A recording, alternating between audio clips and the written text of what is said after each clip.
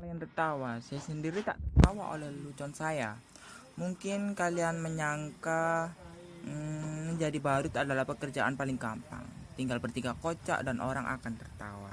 Bila kalian menjadi saya, kalian akan mengerti. Tak gampang membuat orang tertawa, apalagi ketika kamu sedang tidak ingin tertawa. Lagi pula di zaman seketika orang-orang gampang tersinggung dan marah. Membuat lelucon tidaklah semudah yang kalian bayangkan. Bisa-bisa karena lelucon kamu bisa dibinakan, dianggap menghina dan mencerminkan nama baik, mencemarkan nama baik. Kawan baik saya seorang pelawak, di penjara hanya karena membawakan lelucon yang kemudian dianggap menghina. Dia bercerita tentang seorang yang memanjat pohon kelapa pada jam 10 pagi. Dan dari atas pohon kelapa, orang itu mengumandangkan azan subuh, tentu saja itu membuat gempar seluruh kampung. Orang-orang langsung berbondong-bondong mendatangi orang itu, berteriak-berteriak menghujatnya. Bahkan ada yang ingin membunuhnya. Dasar kafir, turun kamu. Begitu orang-orang kampung berteriak marah. Berani-beraninya kamu melakukan penghinaan. Azan subuh jam 10 pagi, dasar orang aneh, kafir. Tapi dengan tenang orang itu menjawab, loh, siapa yang aneh, siapa yang kafir? Coba kalian pikir, saya azan subuh jam 4 di masjid, tapi tak ada satupun kalian yang datang ke masjid. Begitu saya adzan subuh jam 10, kok kalian pada berdatangan? Coba kalian pikir, siapa yang gak taat, siapa yang aneh, siapa yang kafir? Orang kok gampang mengkafir kafirkan orang hanya karena menjadi permusuhan. Sekarang orang seperti senang bertengkar. Kalau Descartes bilang, aku berpikir maka aku ada. Orang sekarang seperti bilang, aku bertengkar maka aku ada. Pertengkaran menjadi komoditi, diperjualbelikan, bahkan seringkali diberi pembenaran atas nama keyakinan. Ayat-ayat digunakan untuk kepentingan kekuasaan. Makanya sekarang ini sudah membuat orang tertawa. Saya menjadi badut meneruskan ayah saya. Dulu ayah saya juga seorang badut. Sekarang kan sedang ngetren anak meneruskan orang tuanya. Kalau bapaknya presiden, ya anaknya pengen jadi presiden. Enggak deng. Anaknya nyalon jadi gubernur. Bahkan ada yang nyalon jadi wali kota. Sudahlah, jangan bahas itu, nanti saya takut ditangkap. Aduh, aku nggak nyangka kamu akan datang. Silakan, maaf berantakan. Duduklah. Mau minum apa? Atau mau makan? Kamu gak haus? Gak lapar? Syukurlah. Kebetulan saya tak punya apa-apa, tapi bisa pesen GoFood kok. Tapi kamu yang bayar ya. Yang datang pacar saya loh. Jangan terus mengejek begitu. Badut kayak saya juga manusia, bisa falling in love.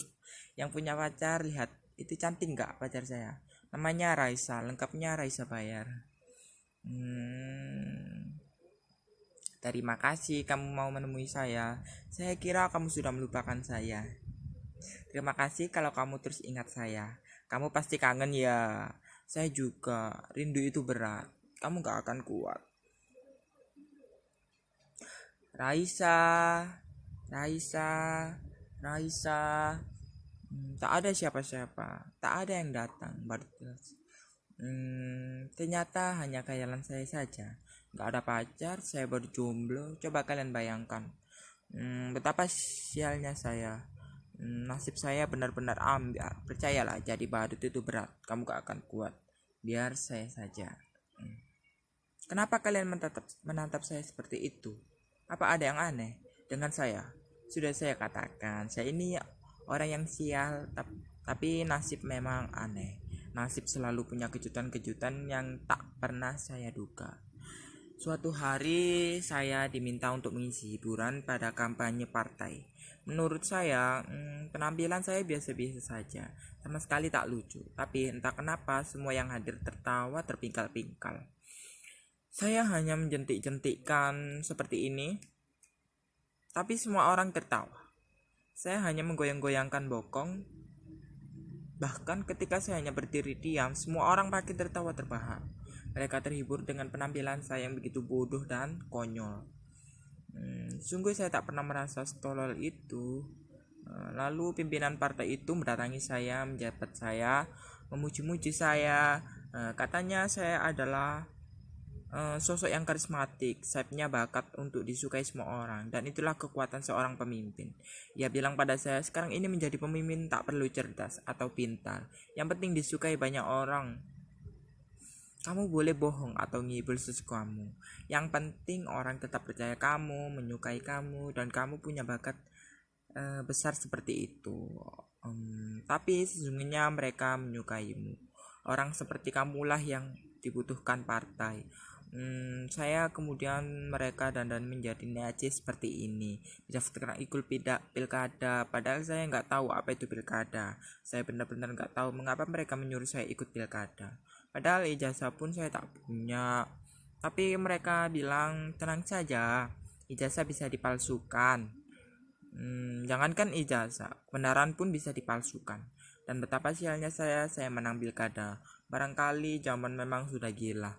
Mereka memilih saya karena dianggap bisa menghibur mereka. Saya dianggap orang paling lucu yang membuat hidup mereka bahagia.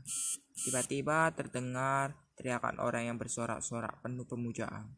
Mereka berteriak-teriak, hidup pemimpin kita, hidup pemimpin kita, panjang umur pemimpin kita, hidup pemimpin kita, hidup pemimpin kita. Betapa sialnya hidup saya, dulu menjadi badut, menjadi pemimpin pun tetap jadi badut. Badut yang bisa mereka atur, badut yang membuat mereka terhibur. Sungguh saya memang badut yang sial. Percayalah, menjadi badut itu berat. Kamu gak akan kuat, biar para pemimpin saja.